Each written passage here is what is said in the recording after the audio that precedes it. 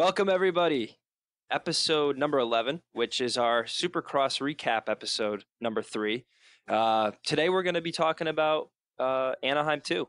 First race of the Triple Crown. Second time in Anaheim this season, round 3. Another exciting race. Did not disappoint. And, man, this season is off to the races. No pun intended. Or pun intended. But yeah, we'll get into it. I mean, this really is shaping up to be such a memorable season, and every time we turn it on, it's going to be drama filled. I think it's everything we've expected. So stay tuned for our recap. But first, we'd like to talk about a couple things we're working on for you guys. So one of which is a cool little thing we're going to be doing with Maxxis tires. So Maxxis has been a big supporter of AJ and has supported this podcast. And keep an ear out for something pretty fun and cool that we're going to be doing with Maxxis. I hope that's going to be probably within the next week or so, right, AJ? If not sooner. Should be by next weekend at the latest. This weekend at the latest. Yep. So it's going to be a fun little giveaway that we're going to be doing in partnership with Maxxis. We'll get those details out to you as soon as they're finalized. But it'll be some fun stuff for you guys to participate in and engage with us and maybe win some cool stuff from Maxxis. So we'll keep you posted on that via social media, and we'll definitely add it to our next podcast intro and talk about it some more. We're also working on something for you guys. We're going to be starting up a fundraising campaign to support the podcast. We want to deliver you guys the best possible content, the best possible quality. And in doing this and preparing this podcast for you guys, we've run into some technical issues, some equipment issues. We have hosting that we have to account for. So it has been a little bit of a labor of love, and we have had some significant upfront costs to be able to get this off the ground. And we want to elevate this experience for you because we see the value in it. We understand that the content we are going to be delivering is going to be held to a high expectation. And the support that we've gotten so far from the podcast has made us realize that there's a demand out there for our material. So we want to bring this to the next level, and we're going to do that hopefully with your help. So we have a cool program that we're working on that's going to be a fundraising campaign for Road to Recovery, as well as be interactive experience with our fans and listeners. And we'll give you guys some good incentive to not only support the podcast, but support Road to Recovery and also give you some exclusive content that we're working on. So keep posted for that. We'll fill you in as those details become more solidified, and hopefully that will roll out shortly. We're just putting the final touches on that, and hopefully we'll roll it out pretty soon. So keep an ear out for that. AJ, what do you think, buddy? Well, A2 didn't disappoint again, and I don't think we're going to be disappointed at all this year. I mean, I know this series is crazy already, man. Again, if you could have guessed what was going to happen this weekend, you probably don't know what's going on in the sport, and or you just got very lucky. For anyone to be able to guess what's been happening, I mean, it's near impossible. Not to mention that people are starting to drop like flies with injuries a little bit, and who knows what's going to happen. I wonder what is going on. I mean, what do you think the impetus for all this is? I mean, you typically, we haven't seen it like this much variation, I don't think, in a number of years. You could rely on a lot of top guys being super consistent, and if you follow the day through practice, qualifying, the heat races, if you follow that all, I mean, we're all over the map here. What do you think is causing that? Well, I think that I don't know where it starts. I don't know what comes before what, but the fact that no one is dominating is a big factor here. So typically, and I think I've talked about this before, typically you'd have one or two guys show dominance, and next thing you know, they have the confidence to, no matter where they start, they end up first and second, and even for time qualifying, you're going to see those guys up there. But this year, nobody's established really that dominance up front. You've had guys like Roxon and Tomac that have consistently been on or near the podium, but both of those guys haven't even won a race yet. So I think that's part of it. I think there's still 8 or 9 or 10 or 11 guys that believe that they can win. Right. And we've talked about it so many times already of the level of competition there is now. I am a little surprised about Tomac. I will say that. I think everybody is. I expected him to be just like where he left off with the outdoors, where he left off last season, just blowing away everybody. I'm a little surprised to see him struggle the way he's been struggling, although he did come away with the main event 3 win. That was and really he's only 2 points down, though. So look at it that way. I mean, right. Tomac could just be riding smart, let things sort themselves out. He knows he could have an inner belief that he's the best guy, and we don't know it. He could just be riding extremely smart and picking his times were like main event 3, where he was definitely the fastest guy and he was able to do it comfortably. But other than that, he's not forcing the issue. And I think especially with he's seeing that there's not another guy that's out there getting win after win, I don't think he's too concerned. Almost the opposite of what Adam Cianciarulo is doing. And no criticism to him, but right. it seems like he's just kind of on the opposite spectrum where he's just, I feel like he's putting the cart before the horse. But we'll get into that. Establish that dominance, as AC does. He wants to establish that dominance at all times, and it's hard for him to turn that switch off. Right, while sacrificing the patience, though. So I think in a lot of the champions, you'll notice they have the patience. They can ride smart. They can play the long game. And obviously the 250 series is shorter, so there's less time to do that. But at the same time, getting antsy and getting ahead of yourself obviously is not the way to success. But let's back up a little bit. Let's talk about the track for A2, because this was a really tricky track. It seemed like a lot of guys had struggles, watching the qualifying, which is, we'll circle back to the NBC note there. I really like the gold package for the Supercross. I know it's a pretty hefty upfront cost, but if you're a big fan of the sport and you want a little more engagement with it, I think it's well worth it. To be able to go on, watch the qualifiers, and get like the Supercross, or what do they call it, Race Day Live with Blair. I think that's cool. That's probably one of the cooler things, because I've definitely, from my end being a rider, I've gotten a lot of feedback saying that they're showing me a lot on that. I think that's getting more eyes than it has in the past, just because of its easy accessibility, which is cool. Absolutely. Yeah.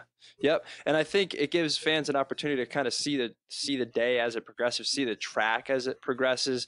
One of my big takeaways while watching qualifiers is that freaking whoop section, that first whoop section. And I know you struggled with that. Everybody struggled with it. That was a gnarly whoop section. Take us through what you noticed about that track, right from track walk right through first practice. So first thing everyone noticed, I'm sure, on track walk was the fact that there was some sections that were very, very soft. So you almost have to take track walk with a grain of salt a little bit, just for the fact that you don't know what's going to happen. You get out there and you could spend all this time on track walk talking about tripling this and quadding this, and next thing you know, you get out on the track and you can't do any of it. So I think on track walk, that was one thing for me, is we focused on what we thought were realistic lines, which it turned out everyone did end up doing the big stuff. It was just gnarly because of how rutted it was. But one thing everyone's eyes went towards were that small set of, well, when I say small, I mean there weren't many of them, but they were built very strange. First of all, they were right out of a flat right-hand turn where you had no speed whatsoever to enter. And they were really knuckled out. So some whoops will be really tall, but they'll have, some sort of slope to them to where you can keep your forward momentum. These were, I wouldn't even say vertical, they were beyond vertical. So they were, where you'd be skimming them, where like it was a backwards knuckle. And I walked him right next to Tomac, and Tomac stands in the first one and he goes, okay. That's all he said. He goes, oh, all right. And looking at whoops, it's a little tricky to be able to tell what they're going to ride. Like, you don't know if lap one they're going to break down, and next thing you know, they're actually pretty easy, or they're jumpers. You don't know. But we got out there, or I should say, I was watching A Group 450. Excuse me, watching A Group 450 on the TV screen, the practice right before me, and that's 3 practices in. And they were still beefy. And there was, I think, 3 or 4 guys that were actually skimming them, and that's not a good sign. So Right. Barsha was skimming them, but it was ugly. Cole Seeley was skimming them, but it didn't look that great. I don't think Tomac even attempted to go through them. A lot of guys were just choosing to go around the track beside them. And then in my practice, in the 8-minute free practice that we have, I think Tyler Bowers was the only one to attempt him. I could have hit him.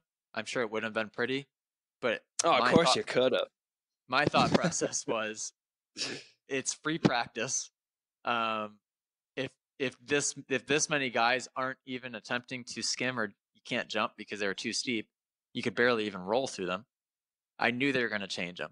So I'm like, well, why go for them? If it was time qualifying, I would say, all right, yeah, sure, I'm going to go for it. But being it was just free practice, I just went around them. And then sure enough, as soon as free practice was over for everyone, Dirtworks came out and they knocked him down. But I tell you what, it didn't make it a whole lot easier. It made it at least rideable, but they were still really, really difficult. Yeah, I'll tell you, they looked crazy from fan perspective on TV, and I mean you could just tell they were a struggle because so many people were either rolling or jumping them. They were They were just maybe 4 or chopping 5 up. guys skimming them. Yeah, they were just chopping up to be really uneven, and that was the biggest thing. So to try and jump was difficult because you would land in a pocket, and if you didn't land in the literally the exact same spot every time, you were going to get either not enough pop or too much pop or kicked sideways, and then trying to skim them, forget about it. I mean, you were just going every which way. So Right. they were soft enough to break down, but they were hard enough to where they were holding their shape at least a little bit so that they were kicking you around. There's some whoops that are so soft where they look gnarly, but then as soon as your tires bite into them, it just kind of tears up its own line. This wasn't really the case. Right. Another little interesting variable side note here is that the press day, which we've touched on in a couple other episodes, was canceled for Friday. So this track was virtually sight unseen for everybody. Right. Yeah. So I was invited to press day this weekend, which was cool. Paid $500 to change my flight, and I get there for Friday morning, and turns out it's canceled because of the rain. So that was definitely a bit of a bummer. But at the same time, I looked at it as, it's a little silver lining. At least nobody's seen it. Right. Does that level the playing field to not have anybody on the track? Does it make it more challenging? Does it, in your opinion, would you? I would think that even Dirtworks has the ability to scope out what they're doing on a press day and make those changes not on race day. So they're left. Nobody's riding the track. They don't have any feedback on the whoops until practice or later, and then they're scrambling to get the track changed to make it more rideable, more watchable, more entertaining on the day of the race. And to make it matters worse, it's the Triple Crown race. Everything is in a time crunch anyway. Mm-hmm. That probably had a big effect on it. That's a good point. So on press day, you don't ride the whoops. So that's one thing that you're not going to know either way. But I will tell you, so after that short set of whoops, and then you turn right and you had that option line, they kind of altered that a little bit after free practice as well, because nobody was able to go on off to get outside in that first part of the option, because there was no lip on the off. So after free practice, they went and built a little bit of a lip so people could at least get off of it. Now, those are things that would have been altered on press day, and instead they're altered on race day. I will say it evens it out a little bit, but it's the top guys. I mean, anyone that's my competition, where you're talking, main event type riders, are learning the track so fast that I guess it doesn't really matter. I say where the the giant advantage comes in is if those guys have the time on press day to start tweaking their bikes and dialing the bikes in for that specific track. That's definitely a little bit unfair. I will say that if a guy, let's say a Kyle Chisholm or an Entic Knapp, somebody that's, finishing close to where I'm finishing, has the advantage of a press day, that definitely helps them. Because for us, it might take a lap or two longer than a guy like Tomac to go out and jump everything. And every lap counts, especially at a Triple Crown where you have your 8-minute free practice, which on a longer lap, what were lap times this weekend? I can't even remember. They were over a minute. So no, they were under a minute. 57, I think Muscan qualified in. Like right in the beginning, maybe free practice, maybe they were over a minute, but the qualifiers they were sub 58. Yeah, still a long lap. I would say an average Supercross lap is closer to 49 to 53. So definitely even on the longer side. You don't have that many laps. Let's say you have 6 laps in free practice, and then for the Triple Crown format, you have to go out in that first time qualifier and just throw down. So there's a lot of guys in that free practice that didn't jump those quads, so you have to on a heater lap go out and try to jump all the big stuff, which is definitely a little bit scary. Yep. But hey, let me ask you something, a little off subject, but maybe the listeners may benefit from it or your opinion.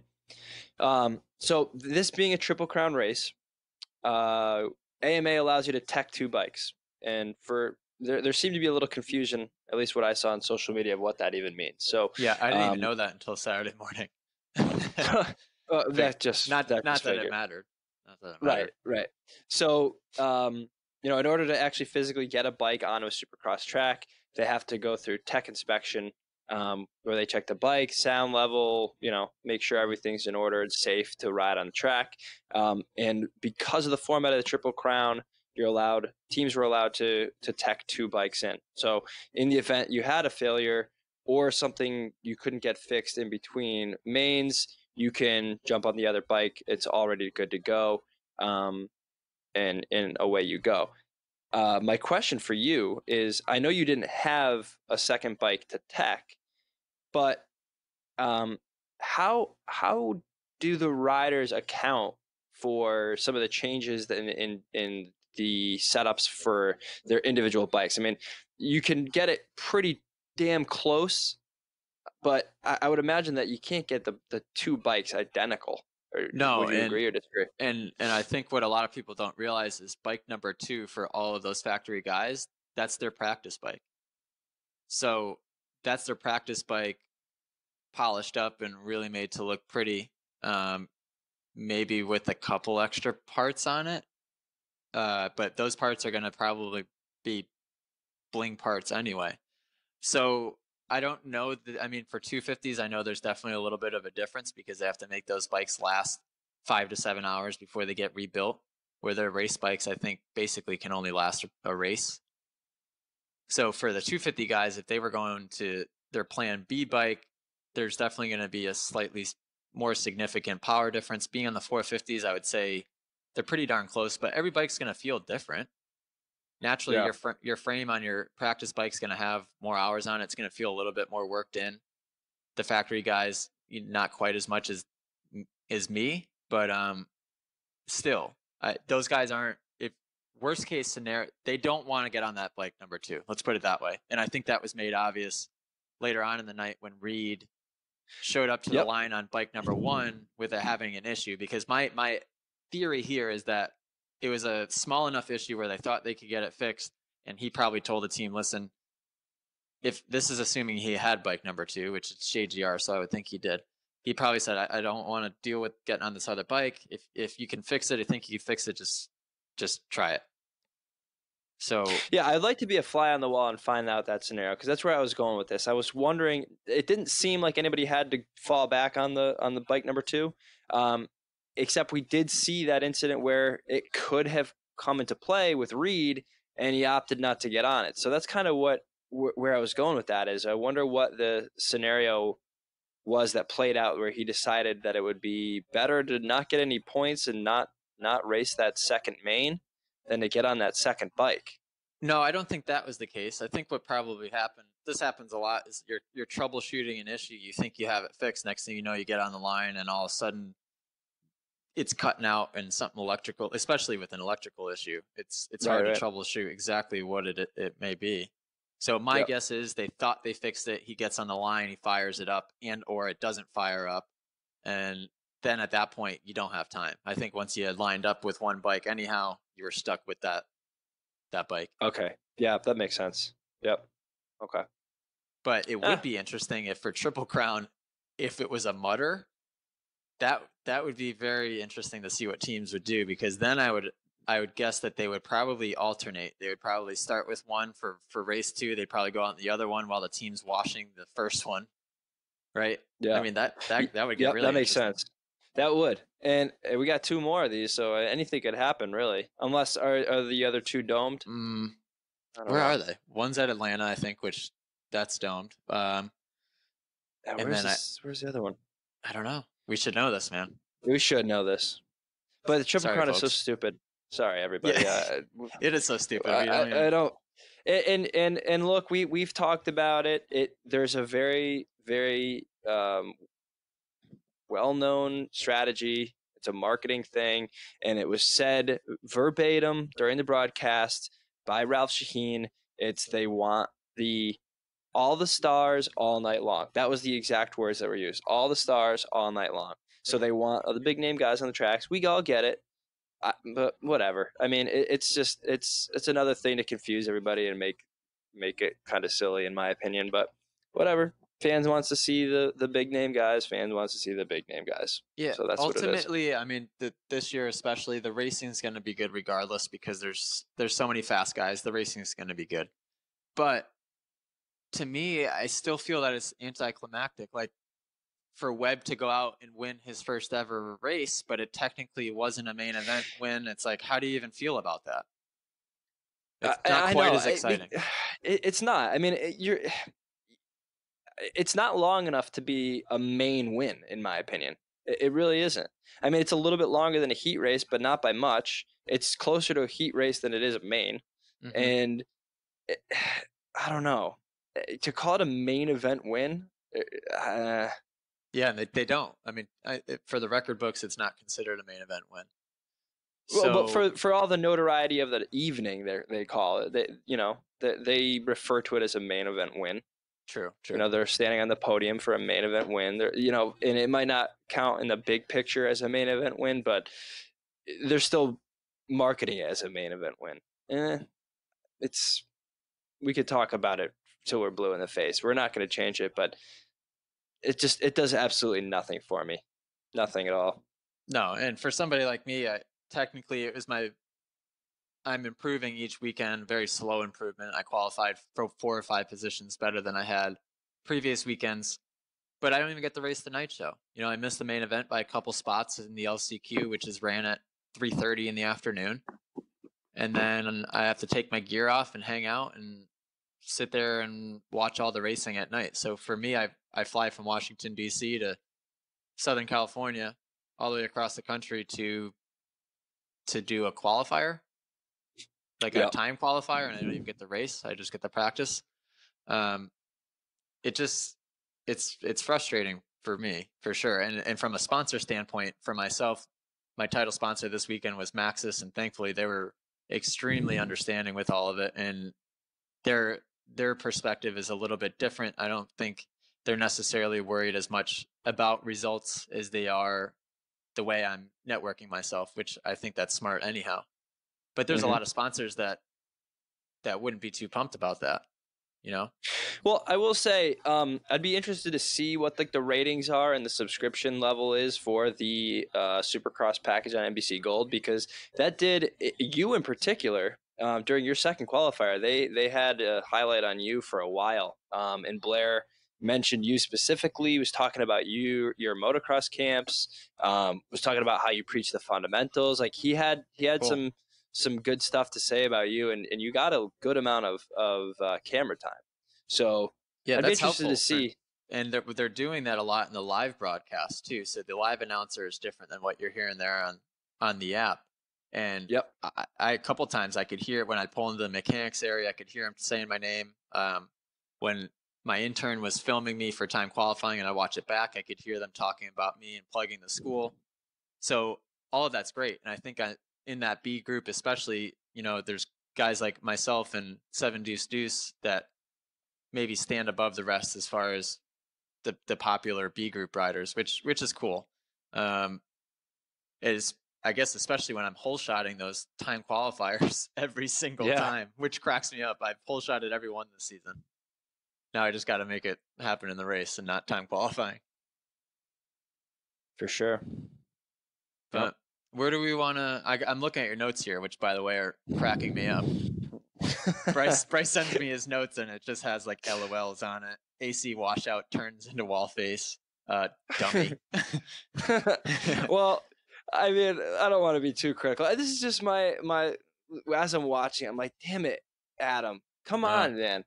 Mm-hmm. But that track was a creeper. I feel like it was causing a lot of people some problems, and that was just one of them during that first 250 main when Adam washed out of that turn into the face of the wall jump. I was like, oh, come on. He had such a crazy commanding lead, and it's like you're pulling for him because he's fast as hell and you want him to do well, and he knows he's fast and he knows he could do it, and then he just has like those little mistakes. And not to mention on the easiest part of the track by far. And that's probably why it happened. It probably was just you just get complacent. Yeah. Right. Exactly. Yeah. So just real quick with the NBC breakdown, I know we're kind of making that a theme this year with it being a new network and seeing how it all plays out. I think they're doing a better job. This week was a little frustrating. I don't know how it played out on the West Coast, but for the broadcast on TV, it was a delay. So I think it came on as opposed to 10 and be live. I think it came on at 11. I watched it live through the app, which I was able to Chromecast on the TV, and cool. it didn't really make a difference. Although it is a little strange because there are no commercials, so when you are watching it and there would be a commercial break, it just kind of pans Stares out. At the track. It shows a track and it's dead silent. And I meant to watch it back on TV to see how this scenario played out on TV, but there was before main event number 2 on the 250s. It had that panned out camera, dead silence, completely dead silence. Then all I hear were rev limiters, and I heard a gate drop, and then the race was happening, and Ralph and Ricky just started talking. Like, no intro, no lead in, no like, here we are about to drop the gate for main number 2. No comments whatsoever, completely dead silent, and then they're racing. I was like, okay, weird. Somebody dropped the ball. Weird. And that's funny because they market that app as watch it commercial free. But yeah, so instead of commercials, you just stare at a track with nobody on it. Yeah, it's commercial free, but it's almost weird because you're sitting there watching, and then it gets really bizarre. It's just like silent. You could hear people in the crowd talking. It says on the screen commercial break in progress or something like that. Right. And it's like, okay. You think they could fill that with something, like, yeah, I don't know, some type of cool little track commercials breakdown or yeah. But no, I just thought that was funny. What were your now? And I keep talking about RC every weekend. I think he got a little worse this weekend. He had some struggles. He was definitely getting stuck on his words a lot more this weekend. I felt like. Well, I know everybody has a habit of doing a little tick, and we all do it. I do it. You do it. We all have, whatever. Not a stutter, but just like a little, like something that is irritating to somebody else in the way they talk. And I noticed Ricky Carmichael says, he sure has, he sure has, he sure hasn't, he sure did, he sure this, he sure that. Like, so many times, anything that Ralph says, anything that anybody says, he sure did, Ralph, he sure has, Ralph, he sure hasn't, Ralph, he sure this, he sure that. And I'm like, dude, you gotta stop that nonsense. It's just like, it's all I can hear now. You pick up on something, you fixate on it. It's like literally all I hear. I'm like, wait, Ricky.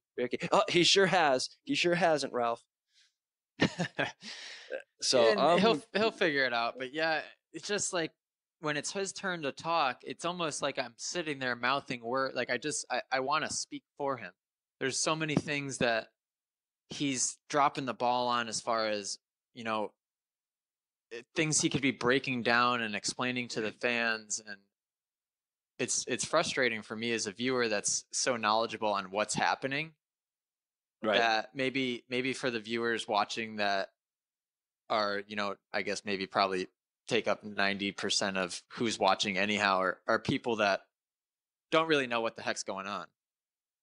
I will say that even like people that race locally are watch it on TV, and what Carmichael's saying is probably just sounds fine and dandy, but there's so much more sometimes that I think he could say that would make sense of what's going on. Or when they're going table over two, or when they're jumping table all the way onto the next table, explain to people how crazy that actually is. I think they make it all seem a little bit too normal.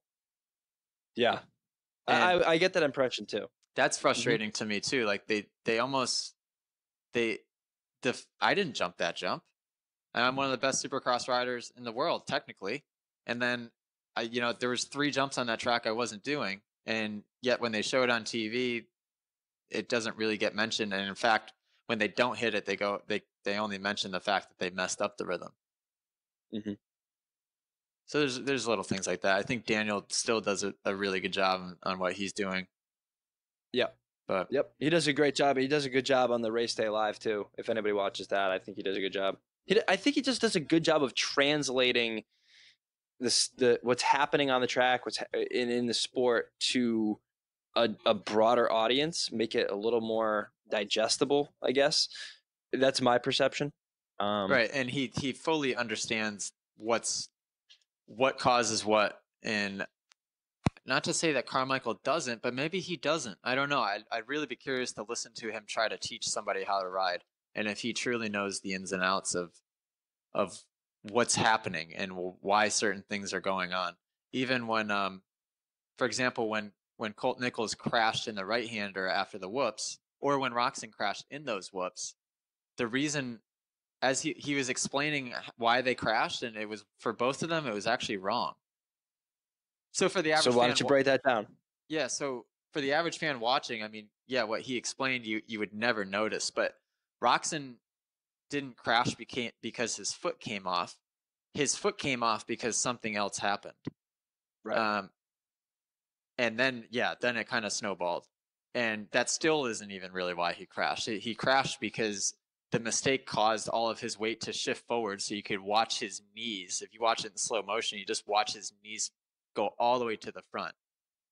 And then that's basically what caused it. When Colt Nichols crashed, I don't know what Carmichael said, but it was due to him. It was due to Colt standing a little too late into the turn, and then you could just watch his inside elbow drop. And Colt's a tall kid, and especially standing, you have that leverage and that higher center of gravity that you really don't want to have. And as his elbow dropped, his head shifted, all of his weight shifted to the inside, and it was really inevitable. You could see it actually starting to happen from the time he landed the last whoop. Mm-hmm. I think it'd be cool for the announcers to just they don't have to go that in depth, but just give a little background as to why certain things happen. But I think you in particular take for granted that what you're describing is a skill that not everybody has, and you have it. So I think you think that it's just like innate to everybody or inherent to everybody, and it's not. Like it does take a particular skill set and person to be able to break that down like that, to be able to see something visually, take what they know, and apply like the logic and rationale behind it. That's not something that a lot of people can do well. You fortunately are one of them, which is why your schools are so successful. But that really is a pretty refined skill that not a lot of people possess. So unfortunately, Ricky Carmichael may not have it, although he is obviously the GOAT. You don't need to have it to be fast. That's the thing, and that's right. Fine. He's the greatest of all time. So he didn't have to have that skill. For me, it's something that I've practiced and worked on, and I've always had a very good eye for things. And yeah, you're right. Like now there's never a time where I watch something happen and I can't break it down as to why it happened. Yep. Which, yeah, I guess I do sort of take that for granted, just being the fact that that's how I am. But yeah, I don't know. I mean, overall, I think it's a good broadcast. I think if it weren't for Ralph, thank God that Ralph's there, because he does a really good job keeping everything together. And I think and people still continue to hate on him, but I just like his voice, and I think it really meshes everything together to sound Oh, he's been professional. doing it for a long time. Yeah. Yeah. Yep. Well, let's get into these motocross riders that we watch, these supercross riders. We talked enough about the broadcast. What were your big takeaways from the 250s? Well, I mean, first thing that pops to mind obviously is AC Sansarillo. I mean, it's frustrating, definitely frustrating. He is just so obviously the fastest guy when he's on the track, but he can't seem to calm himself down when he's, especially when things go wrong. Then it starts to Well, snowball. And the frustrating thing is too, I know he's a really smart kid. It's not like he's one of the many out there that are kind of brainless. no, He's I smart. agree. I'm going to throw you a curveball, though. I'm going to say that Ferrandis has him rattled. I think that at the beginning of the season, that he probably thought that he was a shoe-in. And, I mean, Ferrandis is just riding incredibly. He's fast. He's faster. I mean, there's just no question about it. Like, he's qualifying faster than him. I think when him and Adam are in the same qualifier and Ferrandis is laying down a faster lap and there's nothing that Adam could do to best it, I think that gets in his head, man. I really do.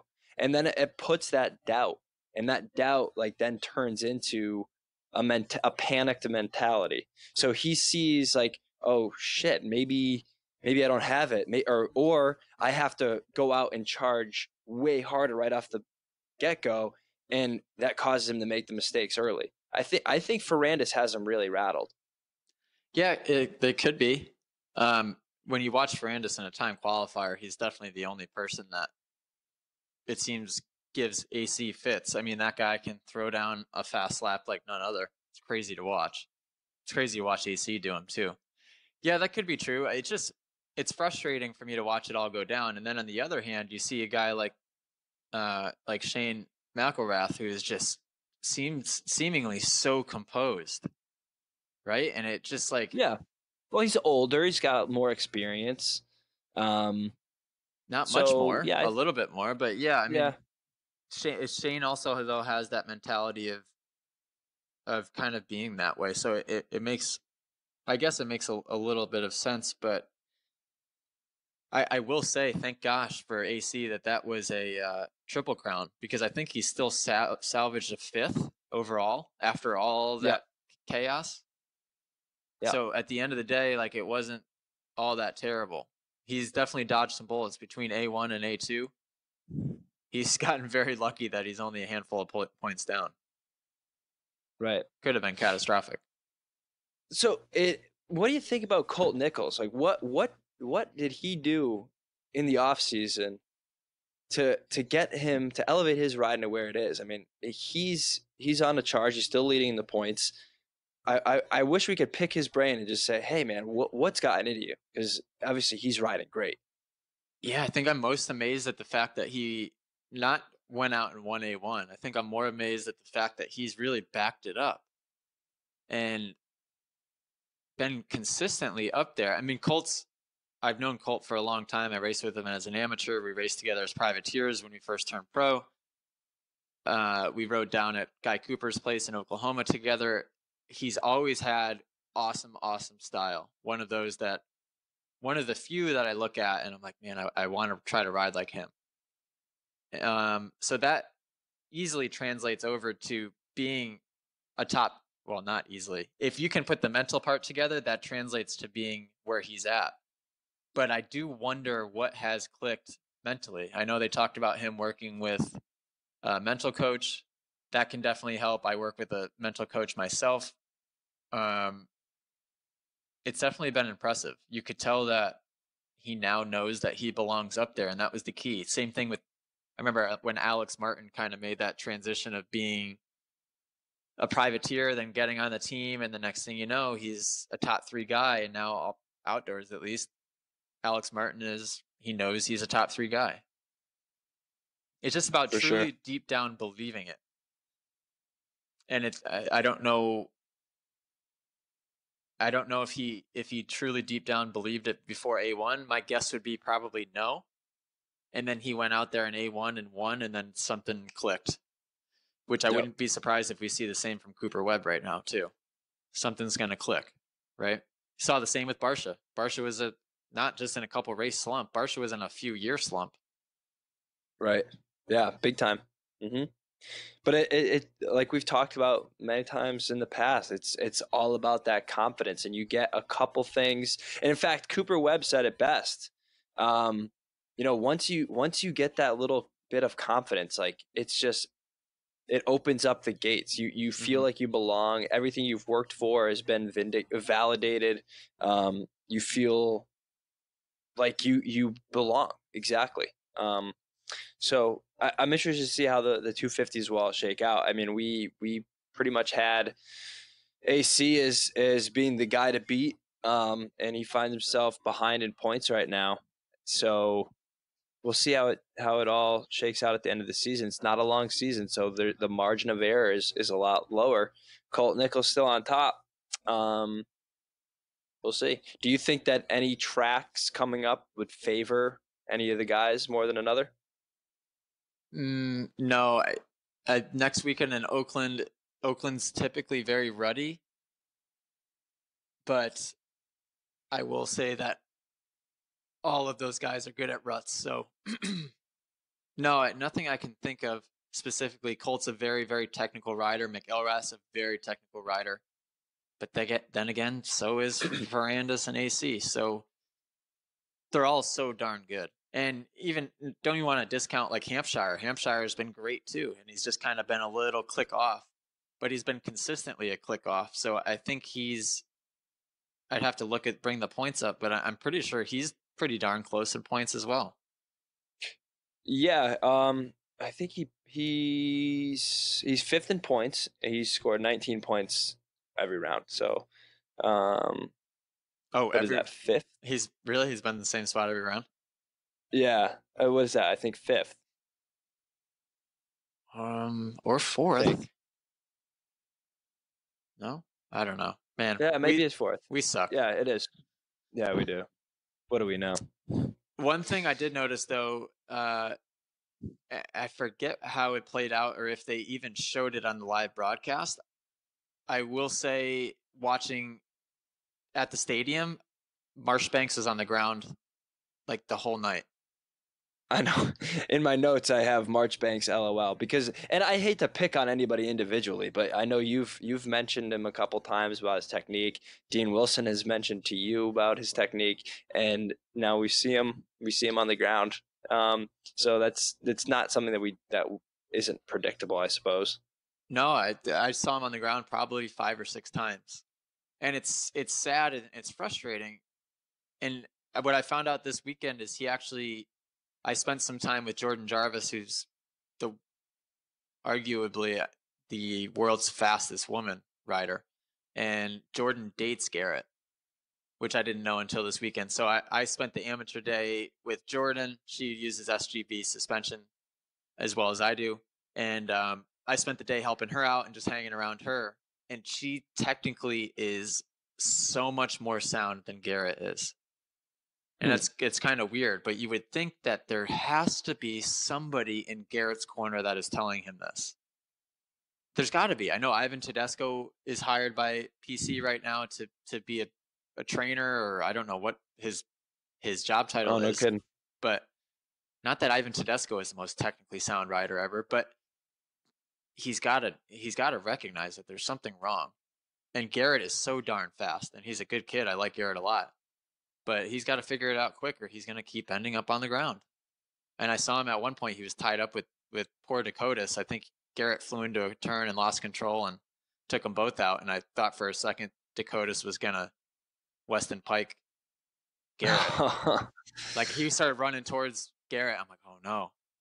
He's gonna do something, and Oh, Jimmy was smart. He just pointed his finger in his face and yelled something, and then got on his bike. yeah. I did not see that, but I wish I did. Yeah, they on the TV they didn't show any of this. I don't think because I will say watching it in the stadium, I saw Garrett on the ground multiple times, but I don't think that's something they would have shown because he was not far back, but he was probably 7th to 9th place. Yeah, I wish they did a little bit better job showcasing more riders, in particular with qualifying. Um, they, I can't get a read on how they determine who they're going to follow. It seems like they do their best job with getting guys who are just about to enter a heater lap, but even so, you don't see a lot. I think qualifying is a good opportunity to highlight more people as Right. opposed to less people. And for whatever reason, so like last week they had some of the, at least in qualifier 2, they had the board up for times on the broadcast. This week they did not. So you were relying on timing and scoring. I use the app, but you can use the online. So you have to kind of keep track of it by yourself. But I did also notice a slight delay, so I was like trying to figure out they're highlighting heater laps and then calling out numbers that were already posted in the timing and scoring. So they need to figure that out a little bit. I wish they would be a little more cognizant of the fact that people want to see the time that people are qualifying in. Right. And they were reading off the times when they were doing a hot lap, but you can't. There's no sense of the positioning. So if you're watching it and you actually care, then you need to go in the timing scoring app and follow it independent of the TV coverage. So it's a little weird. I will say that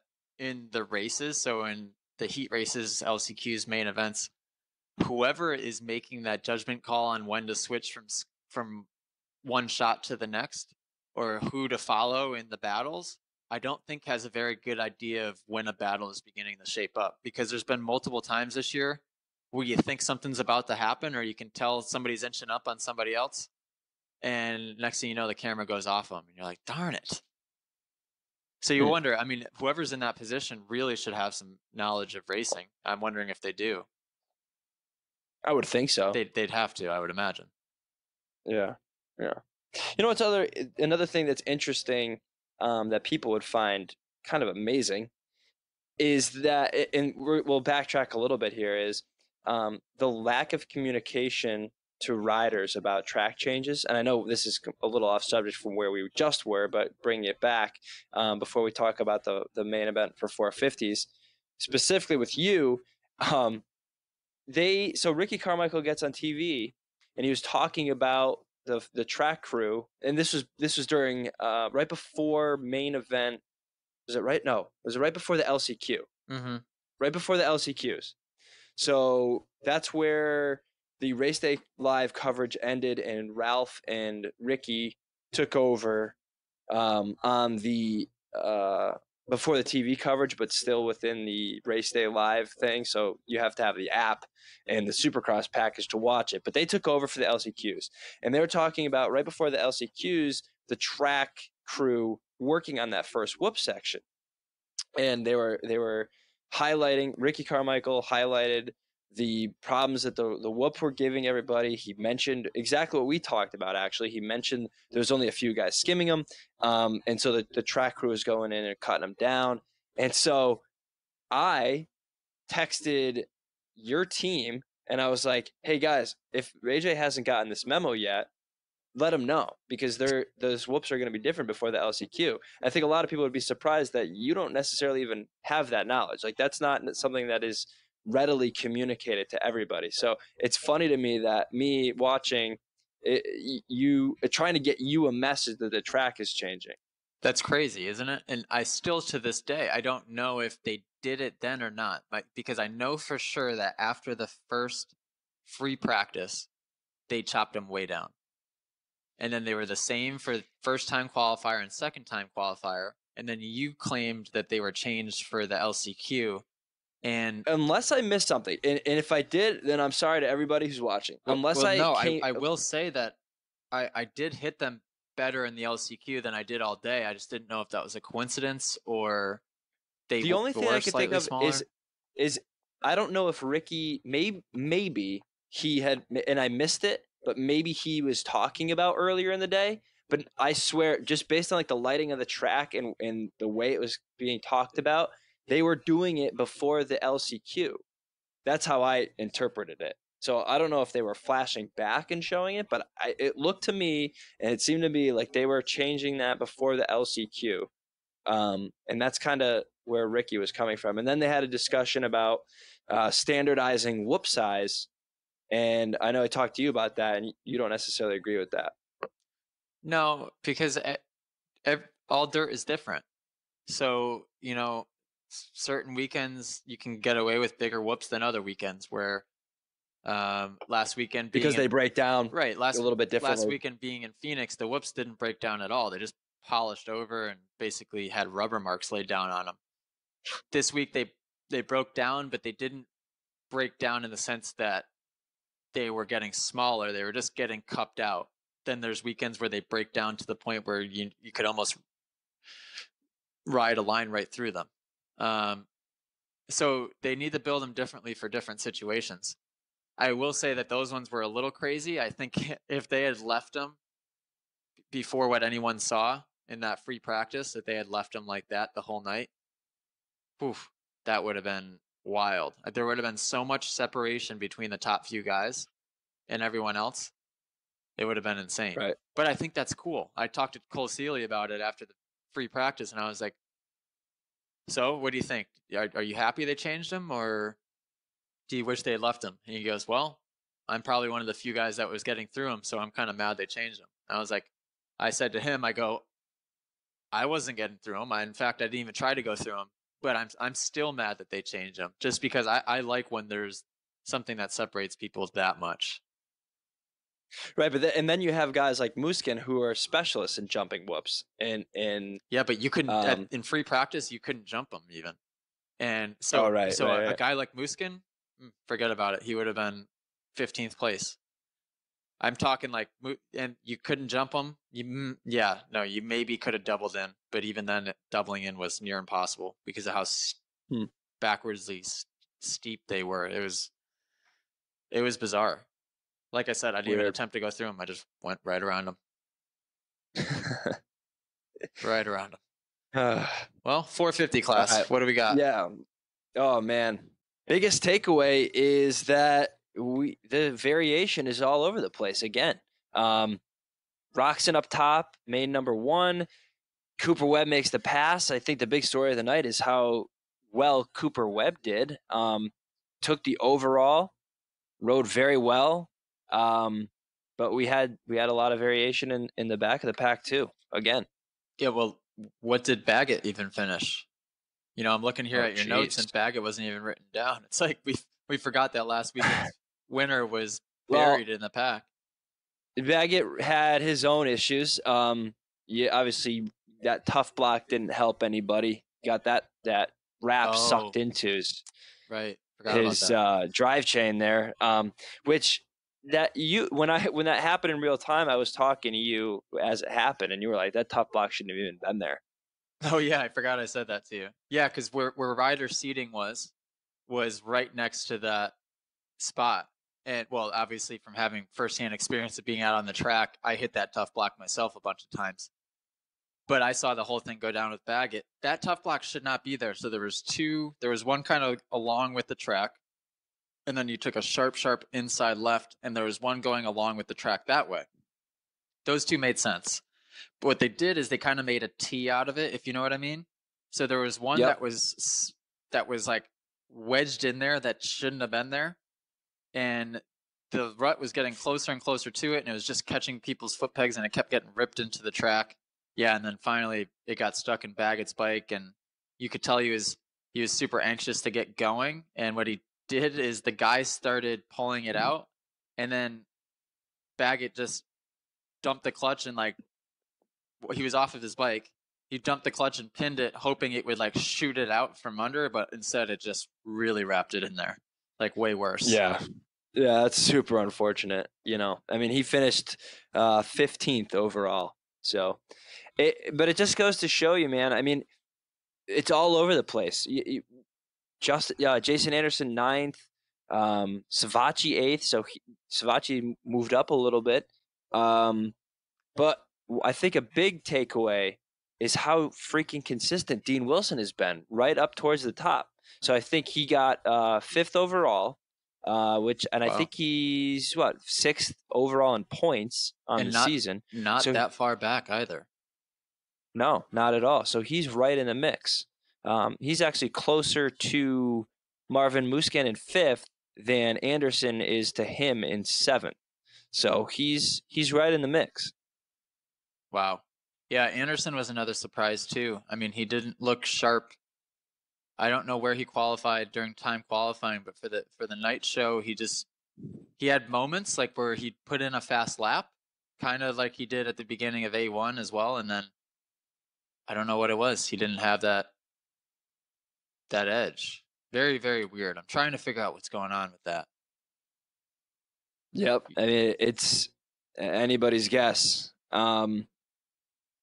But definitely Cooper Webb had a great ride. And he's been riding well. And he just hasn't been up towards the front because of starts, because of whatever other issues. But I mean, he definitely had something to prove this race, and I think he made quite a statement. And got those two KTM's up on the top of the box. How about that? The old guns over the finish line. I feel like Ooh. that looked so cool in slow motion because in fast motion I couldn't tell what he was doing, and from my angle especially, I could tell he looked back, but it just looked like a point, or I didn't Yeah. know really what it was. Maybe he was flicking them off. But then when they played it back in It, slow motion, just the way he did the gun, I was like, that's sick. I know it is sick, but I don't know whether to love Cooper Webb or hate him. I'll be honest with you. We've talked about him before. I'm shocked that Kenny let that happen. I wanted him to take that win. For what it's worth, main event in a Triple Crown, whatever. But I think that little bit of confidence, whatever that does to a rider. I mean, obviously, Roxon has been riding pretty well, but he missed the overall box spot this weekend. I wonder how that'll translate into next week. But man, if there was ever a ride for him to win, it was that main event number one, and he let it slip away. Yeah, he Uh, missed do you the think? second to last rhythm, which was make or break. He went to the left side, which was the more rutted side, and then had to go table over single, table over single. I will say, watching it, that once he got past, he squared him up. He put himself in a good spot. He was right on the outside of Webb going into the last turn, and then he went to square up Webb again. And then at that point, I think it was Bogle. Somebody on the KTM was kind of in a weird spot. Honestly, it pissed me off a little bit. Like they should have been more off to the side. Yeah, And Roxon, when he squared up, he went to accelerate, but then kind of had to go around Bogle. And by that point, he had to let off just for that split second. And Webb easily got a wheel in front of him and then yarded him in the whoops. But I think if the KTM, if Bogle wasn't there, I think he could have squared up and made a good drive down the left side of the whoops. And it might have been even like a photo finish. right. But Yeah, I mean, this season really is just.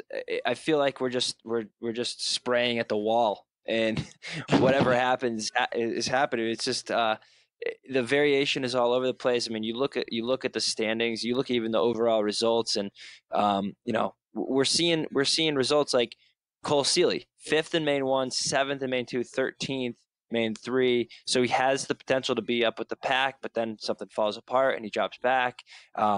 You see a guy like Chad Reed, 10th in the main one. Obviously, he didn't ride main two, but then comes back and gets a fifth in main three. So there's just so much variation. I'm wondering if it's going to start to level out and start to normalize as we progress here. well, I've been Pretty wondering soon, that it's too. going to. But normally it would happen even before now. I know it's Right, crazy to that's what I'm say. thinking. Round three sounds like it's still super early, but it usually Well, starts the to figure jitters are itself out over. right away. Yeah, yeah, you start to shake it out, and that's, I think, if I were to make a prediction for the rest of the season, I think it's my prediction would be that it's going to be unpredictable. As stupid and cliche and dumb as that sounds, it's just there's so much pressure. I think what's going to end up happening is a lot of guys are going to start seeing opportunity in this and realize that nobody's pulling away with it, which is going to elevate their commitment and elevate their riding to a level where they're going to start seeing themselves as a contender. And I think it's just going to start playing out that way for the remainder of the season to the point where I think that the point separation is going to be is probably as low as we've ever seen it up at the top. If I were to predict. My prediction for next weekend, and this is the most confident I've been in prediction, I'm going to say that there's going to be another new winner in the 450 class this season. Not a first-time winner, but a new winner this season. Because who's left it? Muskin hasn't won one. Tomac hasn't, and Roxon hasn't. And now Barsha being out with the injury, and Baggett coming off a not so hot race. Who else won one? I'm having a brain fart. Oh man, we suck so bad. People listening to this must be pulling their hair out right now. I know. Webb. Oh my God, we're dumb. You just freaking won. So we got Webb, Barsha, and who the heck? No, I forgot the other one. Whoever been on 3 winners, we got A1, Barsha, Baggett, Webb. I would bet money that neither of those 3 win next weekend. Would you? Well, would you agree? Is Barsha going to race next week? We didn't talk about that. So Barsha almost freaking had a catastrophic incident, very reminiscent of what Ken Roczen did a couple years ago. We saw very, very little of it on the footage on the live coverage. But then on social media, some videos surfaced, and man, that was freaking scary looking. So he got all out of sorts, almost exactly what Ken Roczen did. Got kind of bucked over. Now, did he get cross-rutted? Like, what happened? What was your breakdown? Yeah, so I will say, comparing that to the Roczen crash, and Bryce is referring to obviously the crash it was at A2 actually, where he destroyed his arm. That one with Roczen, he got kicked kind of funky, but tried to hold on, and his feet were off. And Roczen was basically in a Superman, and then decided to push off, which that was a terrible situation. And when he decided to push off, it actually put him into the face of the 4th one. That was really a terrible crash. With Barsha's, the way that pocket was and the way the track was the whole night, especially that side of the track. I think Tomac said something about it in the post-race press conference. Those 2 rhythm sections had so much moisture in them, and in the pockets and the transitions, they were so rutted up, and the transitions were really poorly built to begin with. But with it being that rutted in between, it made them feel even worse. So Barsha went on off. When you're coming off the off, you're already committed to the table over 2. So he's already committed at this point. He probably landed in a line he wasn't familiar with. Maybe jumped a little long on the off, maybe cross-rutted. Again, it was impossible to tell from the footage that I saw this on. And he immediately made the decision to bail, where Roczen held on, and then pushed away when it was like absolute. There was no getting out of that good for Roczen. But Barsha, right away, he got that kick, jumped off over the front, which was a smart move, and basically downsided the 4th one with his butt, which was odd. He didn't even land on his feet. He like straight up landed on his butt. Went a little long. He probably overshot it by like 2 or 3 feet with his butt. So it could have been a little better, but it also could have been a heck of a lot worse if he had jumped 6 feet longer. I don't know if there could have been any, like, as from what happened and his dismount and how that all played out, I think he made out so well. Yeah. Yep. Oh man. So Scary. the official word is a bruised. Oh, right. Exactly. Yep. Official word is a bruised tailbone. At least that's the latest that I heard. Which I don't know if that's going to prevent him from riding. I would be surprised if that were it. Only because, I don't know, Barsha's a tough dude. Although, I know a bruise sounds wimpy, but that can hurt, especially in your tailbone. Oh, and Yeah, definitely. that's a bad spot for it too. Like you're sitting down a lot in this sport. I mean, coming out of the turn, seat bouncing jumps off the start, and that's a I lot bruised of my pressure. tailbone once. I over rotated a backflip on skis, dude, and I landed very similar to like what Barsha did, like right on the kind of on the down face of the landing, Hmm. little overshot, over rotated, landed right on my ass, dude. Excruciating pain. Like I literally thought like I had ripped open my entire body down there. It was horrible. So I have had the bruised tailbone before, and it definitely can put you out. It sucks. It sucks bad. Yeah, and having the fear too, maybe that he thought he broke his back or something like that. So Right. I can see that. Originally my thought was I would be surprised if the bruised tailbone would take him out, and that he looked like he was in that much pain over it. But yeah, now that you explain it, I mean, I'm not surprised by that, and that would be good news. I mean, and with the Triple Crown format, he salvaged pretty well too. I think he still managed 10th overall. Yeah, it wasn't as bad as if that were a main event and he never finished. Yeah, Right, and 22nd. he's Yeah. still right there in the points. So I would be surprised if he takes this weekend. I don't know. I'd be interested to see, because with him being right there in the points, you would think it would definitely take a broken bone to keep him off the bike, and even I would more than a imagine. broken bone, it would take a bad broken bone. Yep. Yep. He's right there. Um, so any predictions for next week? I know you said a new winner. A new And at this winner. More point, more specifically, I'm going to go with Tomac. I would agree. I think that momentum off the main event win on the last main event, I think will catapult him in. That's just that little confidence boost that he needed. Like he belongs there, and he rode well in that main event. Very very commanding. So I would agree. Tomac for the win next week. Okay, I have a bold prediction here. Okay. And I just thought of this. I predict that in the upcoming rounds that Tomac, Roxon, and Muskin are going to begin to separate themselves from everybody else. Total. I mean, that's a total Okay. shot in the dark, really, because what evidence do I really have of that? None. But that's my prediction. I could see Well, it I happening think next weekend with the Oakland being really rutted and probably jumping through whoops. Muskin will do well. Roxon's been up there the whole time. I think they're going to begin right. to separate. Well, I don't disagree. I think obviously Marvin and Eli have proven to be the most consistent. They can be in it for the long haul, and they can remain at the top or near the top for the long haul. And you have to wonder how many of these other guys are up there as a fluke or taking advantage of somebody else's lapse in decisions or lapse in a start, whatever the case may be. I'm wondering if those flukes are going to start becoming fewer and farther between as the guys who have proven to be more consistent step their game up. So yeah, we'll see. I think you're right about Eli Tomac. I would go safe bet Eli Tomac for the win next week, and I would put Marvin on the box again next week as well.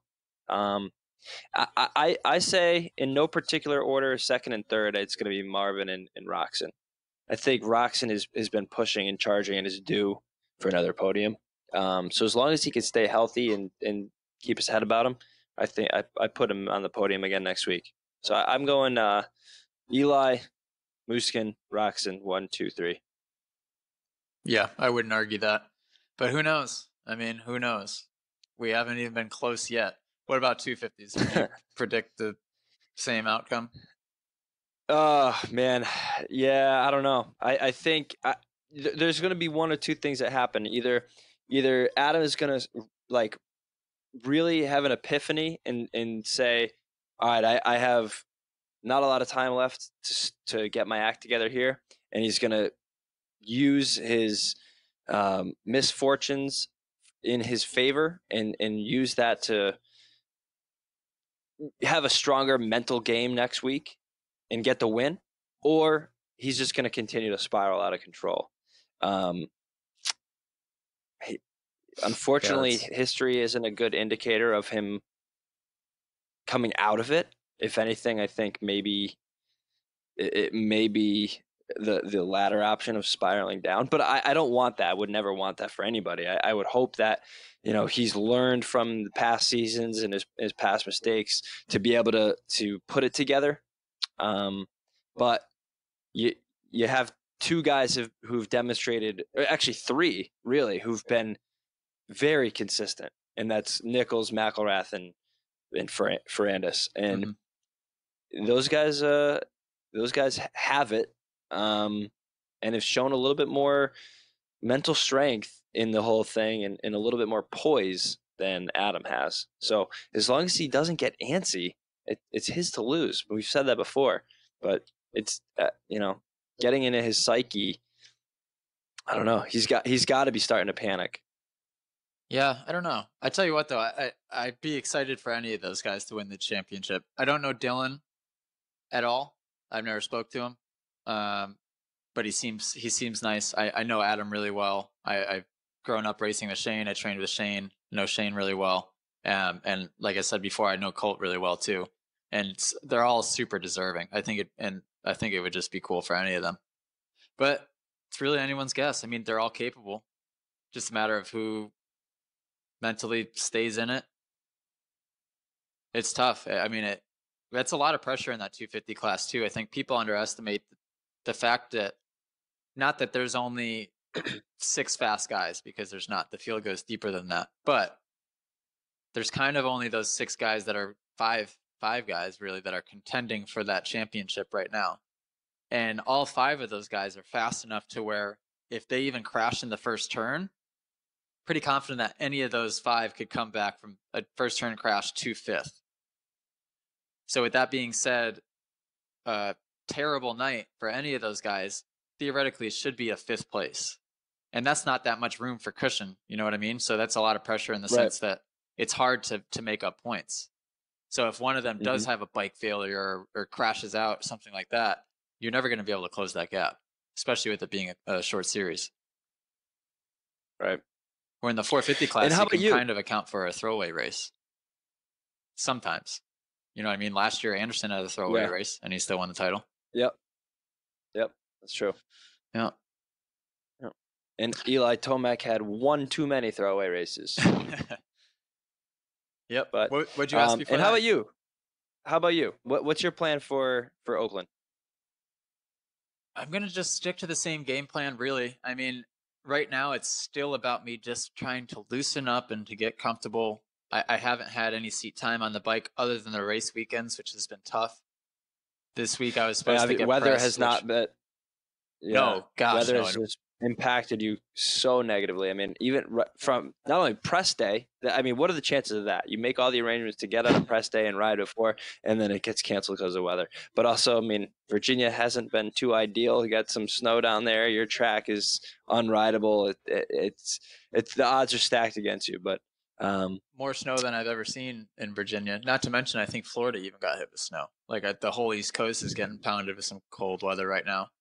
And yeah, it's tough. I mean, in a perfect world, I would stay on the West Coast like everybody else does, but with all the obligations I have to come back east. So it's tough. But for me, ultimately, I want to get more and more comfortable. I think my riding is whether results show it yet or not, my riding has gotten better. My starts are still good. I got to get rid of the arm pump, and arm pump is nothing new with me. I mean, bottom line, I have to breathe. I have to hold on a little bit more loose. It's something that I've struggled with my whole life, but it really shows when I'm uncomfortable, and uncomfortable comes with not having that seat time. So I'll get there. I mean, mentally, I'm in a very positive place. So much more positive place than I was last year. That's good. Time. And you have a lot of support. You have a lot of good support. And the support comes with no pressure. You know what I mean? So that's nice too. Like same thing with the Maxis deal, as big of a deal as all that is, and the Vortex deal. Unless they're just being nice and telling me this, I don't think, sure, the results would be cool. But it's not like they're sitting there telling me, you have to finish here, or this deal is going to be done type of thing. They're very supportive of everything I'm doing, this podcast included, the whole YouTube vlog series that I have going now. the academy, which is hugely important for all those companies as well. And it's showing. I mean, it's pretty cool showing up on a race day now. West Coast used to be not once I wouldn't sign a single autograph, not one fan would come up to me, I wouldn't take a picture with a single person. West Coast, I was basically unknown. Then it would come east and I would start to get more recognized, and being at the home races, of course, those have always been nuts. But now the West Coast rounds, it's crazy. I mean, it's amazing with social media and everything I've done with the academy to market myself. It's pretty cool what it's done. People are coming up saying that they want to go to schools and they love watching my YouTube videos and they're listeners of the podcast. So definitely cool. But Good stuff, man. Well, let's wrap this up. We appreciate everybody listening. We obviously wish you luck next weekend. And we got some good stuff in the works that we mentioned in the beginning. So everybody keep an eye out for that. We'll update everybody as things get solidified. And we appreciate all the support. Keep your eyes peeled on our Podbean, as well as obviously my social media, because chances are that this whole thing is going to go live before our next podcast releases. So if you guys kind of want the first look at this whole deal, which I'm pretty excited about, then definitely keep your eyes peeled on social media. Absolutely. All right, my friend. Till next time. Alrighty. Toodles. Adios.